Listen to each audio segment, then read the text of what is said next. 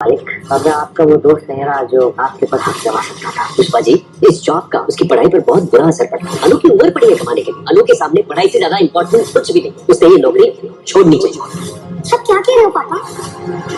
भाई एक तरफ झंडे वो ऑफिस छोड़कर जाने को तैयार हो चुका है, वो रेजिग्नेशन देता है हाथ जोड़कर अपने आर्या को, तो वहीं दूसरी तरफ अब अन्नू के पापा समझ चुके हैं कि अन्नू और आर्या के बीच में जरूर कुछ गड़बड़ है, इसीलिए वो डिसाइड करते हैं कि उसके लिए पढ़ाई बहुत जरूरी है और वो जॉब छोड़ देनी चाहिए और अपनी पढ़ाई कंटिन्यू करनी चाहिए। जहां पर अब अन्नू बोलती है, ये क्या कह रहे हैं पापा, पर ये सब कैसे होता है? आखिर क्यों झंडे जॉब छोड़ने को तैयार हो जाता है और आखिर क्यों अन्नू के पापा पढ़ाई कंटिन्यू करने को कहते हैं और जॉब छोड़ने को कहते हैं? जहां दोस्तों आपको देखने को मिलेगा कि एक तरफ अब अन्नू जो है वो बोलती है कि अगर आप पापा आप गुस्सा हो तो ठीक है, मैं दोबारा जयपुर ही चली जाती हूँ। तो वहीं अब उसके पापा उससे बात करने लगते हैं। तो वहीं अब जहां अन्नू से पूछते हैं कि जब तू आई थी तो वो गाड़ी किसकी थी? जहां पर अब अन्नू बताती कि मुझे आर्य सर लेने आए थे क्योंकि मेरा ट्रांसफर कैंसिल हो गया था। तो वहीं अब अन्नू के पापा पूछते हैं कि क्या मतलब वो अपने हर एम्प्लॉय को लेने जाते हैं क्या, या सिर्फ तुम्हें? पर पुष्पा कहती कि अरे वो इतने अच्छे हैं ना, तो हो सकता है लड़की अकेली होगी रात में, इस चक्कर में वो लेने चले गए होंगे। जहां पर अब अन्नू के पापा समझ जाते हैं कि जरूर कुछ ना कुछ गड़बड़ है।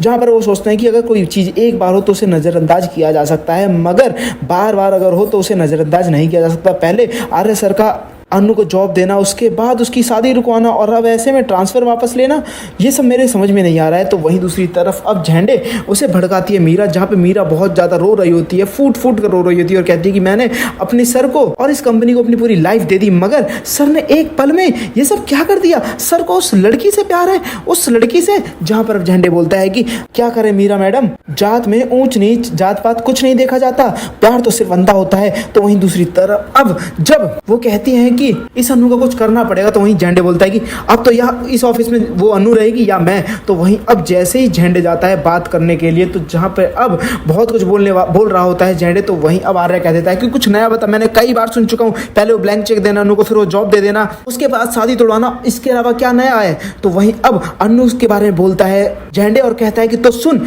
अनु एक मौका परस्त लड़की है, उसने ये सब जानबूझकर किया। वो एक झोपड़पट्टी की लड़की सिर्फ अपनी ख्वाहिशें पूरा करने के लिए तेरा फायदा उठा रही है, तेरे पैसे का फायदा उठा रही है। उसे पता होगा कि तू जरूर पीछे पीछे उसे रोकने जाएगा, इसलिए जयपुर वाली बस में बैठी थी।